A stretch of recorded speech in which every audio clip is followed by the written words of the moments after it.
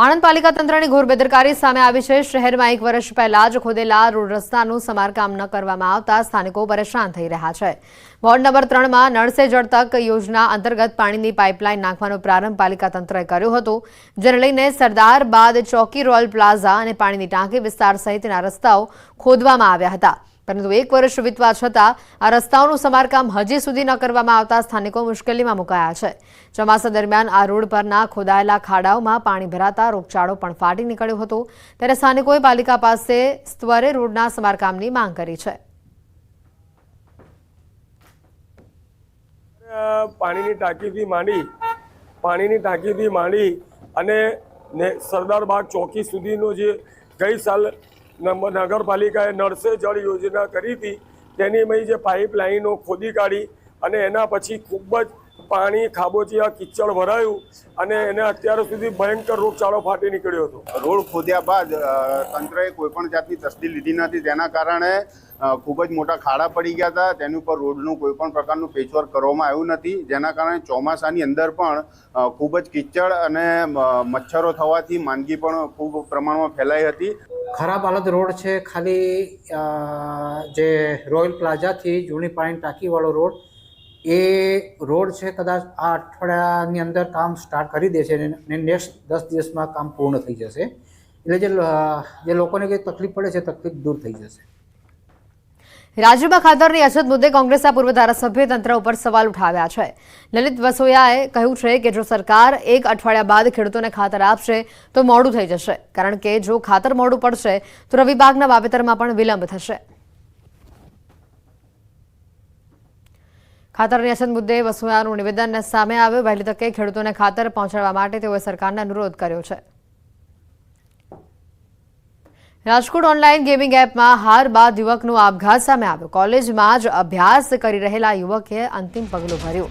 શહેરના નાગેશ્વર જૈન દેરાસર પાસે યુવકનો આપઘાત સામે આવ્યો છે। યુવકના મોબાઈલમાંથી સુસાઇડ નોટ પણ મળી આવી છે। સુસાઇડ નોટમાં યુવાનોને સંબોધીને યુવકનું અંતિમ લખાણ, ઓનલાઈન જુગાર ખતરનાક બીમારી છે જે જીવ પણ લઈ શકે છે। 20 વર્ષીય યુવક ઓનલાઈન ગેમમાં મોટી રકમ હાર્યો હતો। રાજકોટથી ઘટનાના ચોંકાવનારા આ દ્રશ્યો પણ સામે આવ્યા છે। ઓનલાઈન ગેમની આડમાં આજે એક યુવકને મોત મળ્યું। ઓનલાઈન ગેમિંગમાં આ યુવકે આપઘાત કર્યો। મોટી માત્રામાં રૂપિયા ગુમાવતા યુવકે અંતિમ પગલું ભર્યું અને તેના મોબાઈલ ફોનમાંથી સુસાઇડ નોટ પણ મળી આવી હતી કે જેની અંદર લખ્યું હતું સુસાઇડ નોટમાં યુવાનોને સંબોધીને અંતિમ લખાણ કે ઓનલાઈન જુગાર ખતરનાક બીમારી છે। વધુ માહિતી મેળવીશું। અંકિત જોડાઈ ચૂક્યા છે ફોનલાઈન પર। અંકિત, જે રીતે આ યુવાનનો આપઘાત સામે આવ્યો છે, કદાચ આ તમામ યુવાનો માટે આ લાલબત્તી સમાન કિસ્સો છે ને એના જ માટે સુસાઇડ નોટમાં પણ આ જ પ્રકારનો ઉલ્લેખ કર્યો છે। ચોક્કસ હેતવી, ખાસ કરીને વાત કરવામાં આવે તો ઓનલાઈન ગેમિંગ એપની અંદર મોટી રકમ હારી જતા આ કોલેજિયન યુવકે આપઘાત કર્યો છે અને આપઘાત કરતા પૂર્વે યુવાનોને સંબોધીને તેને લખ્યું છે કે ઓનલાઈન જુગાર એક ખતરનાક બીમારી છે અને તેનાથી દૂર રહેજો। આ પ્રકારની સુસાઇડ નોટ લખી છે કૃષ્ણા પંડિત નામના યુવાન દ્વારા અને સાથોસાથ જે સુસાઇડ નોટ છે તે તેના મોબાઈલમાંથી મળી આવી છે। પોલીસ દ્વારા જે બનાવ સંદર્ભે BNS ની કલમ 194 અંતર્ગત અકસ્માત મોત રજીસ્ટર્ડ કરવામાં આવી છે અને સાથોસાથ મોબાઈલ ફોન છે તે કબજે કરવામાં આવ્યો છે।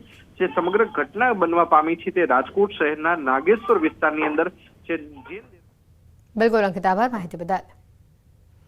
ભાવનગર મનપા જાણે કે ઘોર નિંદ્રામાં છે। મોટી ઘટના વગર તંત્ર હરકતમાં આવતું જ નથી।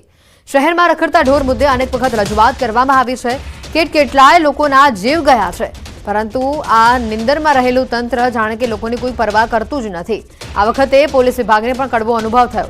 શહેરમાં રખડતા ઢોરે પોલીસને પણ બાજુમાં ખસેડી નાખ્યા। શહેરમાં વધતી ગુનાહિત પ્રવૃત્તિને ડામવા કેટલાય વિસ્તારમાં પોલીસ દ્વારા ફૂટ પેટ્રોલિંગ કરવામાં આવ્યું। શું પોલીસ ફૂટ પેટ્રોલિંગ કરે તે પહેલા જ રખડતા ઢોર પર કાફલામાં જોડાઈ ગયા હોય તે પ્રકારના દ્રશ્યો સામે આવ્યા। બી ડિવિઝન પોલીસ વિસ્તારમાં ફૂટ પેટ્રોલિંગ થઈ રહ્યું હતું અને ત્યાં જ રેન્જ આઈજી ગૌતમ પરમાર અને SP હર્ષદ પટેલ પણ હાજર હતા અને તેવામાં કેટલાક ઢોર ત્યાં આવી ચડ્યા। ફૂટ પેટ્રોલિંગ દરમિયાન રખડતા ઢોર દોડતા જોવા મળ્યા।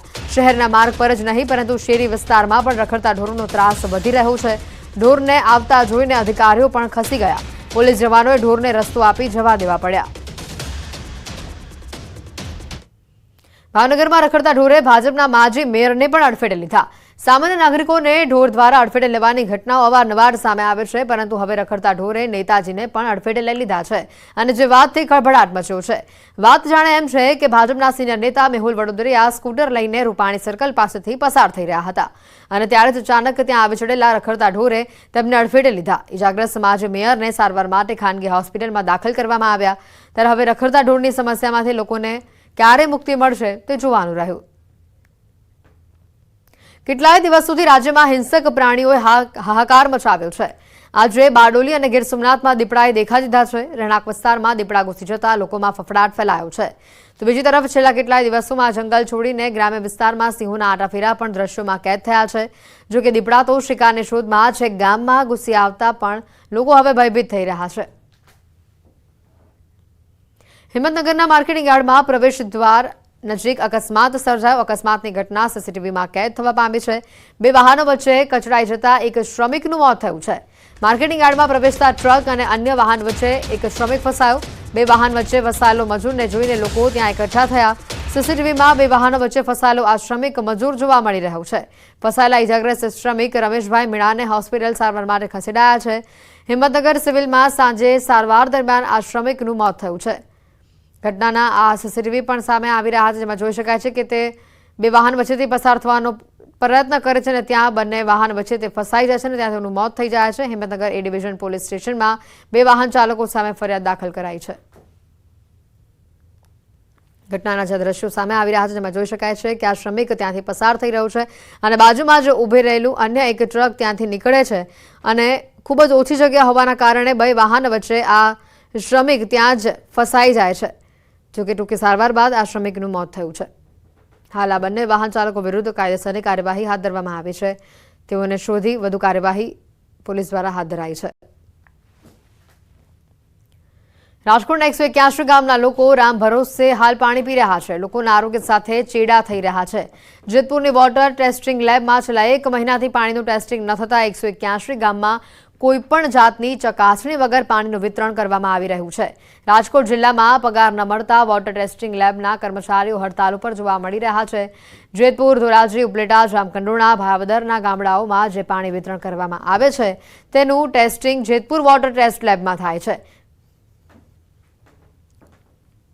અહીં આપણે 4 તાલુકા જેતપુર, ધોરાજી, જામકંડોરણા, ઉપલેટાના લગભગ 181 ગામના ટેસ્ટિંગ કરવામાં.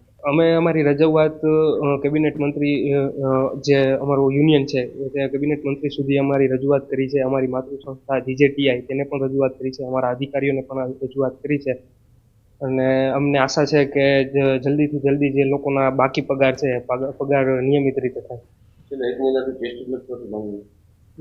કેમિસ્ટ જ નથી, કેમી કરવામાં નથી આવી એટલે કામગીરી બંધ.